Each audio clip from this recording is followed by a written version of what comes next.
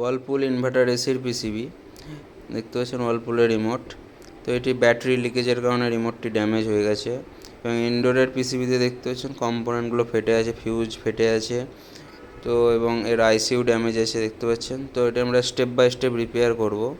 তো আগের মতো আমরা ভিডিও আর পোস্ট করি না, তার কারণ কাজের প্রেশার থাকে, সে কারণে পোস্ট করতে পারি না। ভিডিও শ্যুট করে আবার এডিট করা পসিবল হয় না। তো যেগুলো ইউনিক ভিডিও সেগুলোই নিয়ে আসি।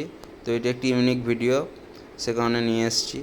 তো দেখতে পাচ্ছেন আমরা নতুন আইসি লাগিয়ে দিয়েছি এবং যা কম্পোনেন্ট ড্যামেজ ছিল সব চেঞ্জ করে দিয়েছি। তো ইনডোর আউটডোর সব কানেক্ট করে দিয়েছি চেকিং করার জন্য।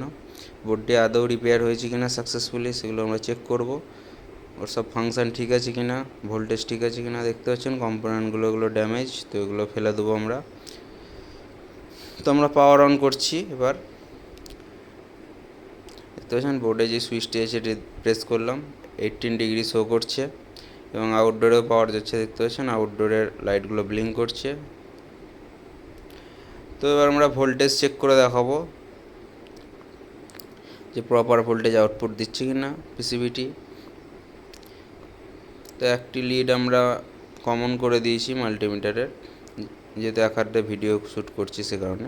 দেখতে পাচ্ছেন 12 ভোল্ট আউটপুট দিচ্ছে এবং 5 ভোল্ট আউটপুট দিচ্ছে। তো সাকসেসফুলি রিপেয়ার হয়ে গেছে। তো এর কমিউনিকেশনও আমরা চেক করব। তো লাস্টে একটা টিপস দিতে চাই যে এই রিমোটগুলোতে যে ব্যাটারিগুলো আমরা ম্যাক্সিমাম ইউজ করি, মানে লো কস্টের জিঙ্ক ব্যাটারি যেগুলো থাকে, তো এগুলো একটু লিকেজ হয়ে যাওয়ার চান্স থাকে। সে কারণে বলবো অ্যালকালাইন ব্যাটারি ইউজ করতে পারেন আপনারা, তাতে রিমোটগুলো ড্যামেজ হবে না। অথবা যদি জিঙ্ক ব্যাটারি ইউজ করেন তো উইন্টারের সিজনে খুলে রেখে দেবেন ব্যাটারিটা।